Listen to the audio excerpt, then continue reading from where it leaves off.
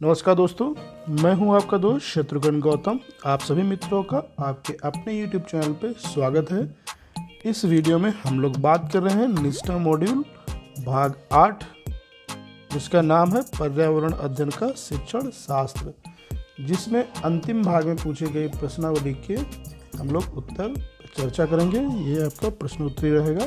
चलिए शुरू कर लेते हैं वीडियो। हमारे चैनल पर पहली बार आए हैं तो प्लीज़ चैनल को लाइक करें, शेयर करें और सब्सक्राइब करना तो बिल्कुल ही मत भूलें। और बेल आइकन को दबाएं ताकि अन्य वीडियो का नोटिफिकेशन आप तक सबसे पहले मिल सके। चलिए शुरू कर लेते हैं। तो ये आपकी प्रश्नोत्तरी है अंतिम भाग में मॉड्यूल 8 की, जिसमें पहला प्रश्न है कक्षा 1 और 2 में पर्यावरण अध्ययन है, जिसके ऑप्शन है अलग विषय के रूप में पढ़ाया जाता है, पढ़ाना संभव नहीं है, किसी भी तरह से नहीं पढ़ाया जाता है, भाषा और गणित के साथ पढ़ाया जाता है।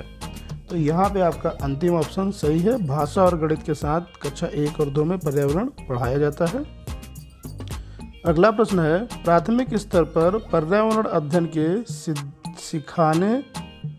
सीखने के उद्देश्यों में शामिल नहीं किया जाता है। तो इसके ऑप्शन है विद्यार्थियों को वैज्ञानिक नियम याद करने में मदद करता है, विद्यार्थियों को उनके सामाजिक सांस्कृतिक पर्यावरण को समझने में मदद करना, शिक्षार्थियों को उनके भौतिक पर्यावरण को समझने में मदद करना, शिक्षार्थियों को उनके परिवेश को जागरूक करना और महत्व बताना। तो यहाँ पे आपका पहला प्रश्न का पहला ऑप्शन सही रहेगा, विद्यार्थियों को वैज्ञानिक नियम याद कराने में मदद करना।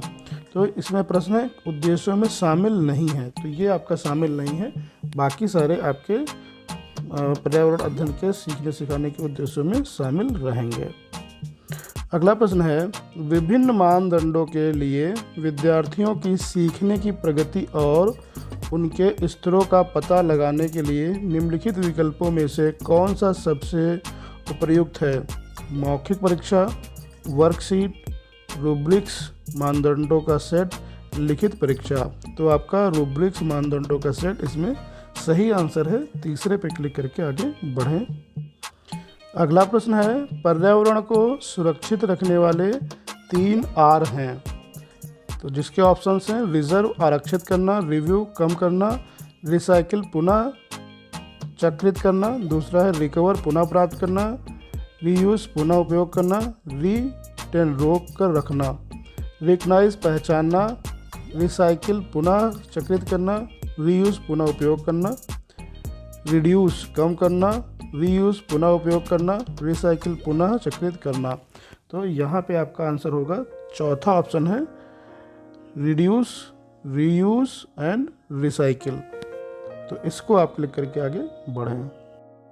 अगला प्रश्न है निम्नलिखित में से कौन सा पर्यावरण अध्ययन शिक्षण अधिगम के अनुरूप नहीं है? जिसके ऑप्शन है प्रत्येक बच्चा अपने तरीके से अद्वितीय है, प्रत्येक बच्चे को प्रश्न पूछने का अधिकार है, प्रत्येक बच्चा अपने ज्ञान का सर्जन स्वयं करता है, प्रत्येक बच्चा अपनी पाठचर्या का सर्जन करता है। तो यहाँ पे आपका चौथा ऑप्शन सही है, प्रत्येक बच्चा अपनी पाठचर्या का सर्जन करता है। अगला प्रश्न है निम्नलिखित में से कौन सा बच्चों के बीच व्यक्तिगत सामाजिक गुणों को बढ़ाने में मदद करता है? तो इसका पहला ऑप्शन ही सही है, कक्षा में सहयोगी और सहकारी रूप से सिखाने को बढ़ावा देना। अगला प्रश्न है प्राथमिक स्तर के पर्यावरण अध्ययन की पाठ्यचर्या में होना चाहिए। इसका पहला ही ऑप्शन सही है, आसपास की चीज़ों की जांच पड़ताल करने के अवसर उपलब्ध कराना। अन्य ऑप्शन भी देख लें। शब्दों की पूर्ण रूप से सही परिभाषा पर अधिक जोर दें, अध्याय के अंत में अधिक अभ्यास प्रश्न शामिल करें, केवल पाठ्य पुस्तक में संकल्पनाओं की पूरी व्याख्या पर ध्यान केंद्रित करें। तो यहाँ पे आपका पहला आंसर सही है, पहले ऑप्शन पे टिक करें। अगला प्रश्न है पर्यावरण अध्ययन जिसे बढ़ावा नहीं देता है? पूछताछ और जांच पड़ताल, बहुत सवाल पूछना, परिभाषाओं को याद कराना, करके सीखना। तो इसका तीसरा ऑप्शन यहाँ पे सही है, परिभाषाओं को याद करना। अगला प्रश्न है राष्ट्रीय पाठ्यचर्या की रूपरेखा के अनुसार पाठ्यचर्या पर्यावरण अध्ययन के लिए कौन सा वाक्यांश सही है? जिसमें आपका ऑप्शन है पर्यावरण अध्ययन को विज्ञान और सामाजिक विज्ञान की तरह अलग से पढ़ाया जाना चाहिए, दूसरा ऑप्शन है पर्यावरण अध्ययन की प्रकृति अंतर विषयक है।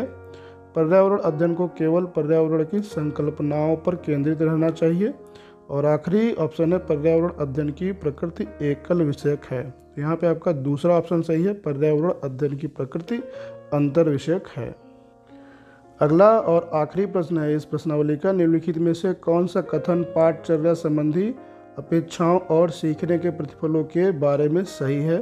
पाठचर्या संबंधी अपेक्षाओं और सीखने के प्रतिफलों के बीच कोई संबंध नहीं होता है। दूसरा ऑप्शन है प्रत्येक कक्षा के लिए सीखने के प्रतिफल अलग होते हैं, ये सही है। अन्य दो ऑप्शन बचे, प्रत्येक कक्षा के लिए पाठचर्या अपेक्षाएं अलग होती हैं, सीखने के प्रतिफल पाठचर्या अपेक्षाओं को हासिल करने में मदद करेंगे।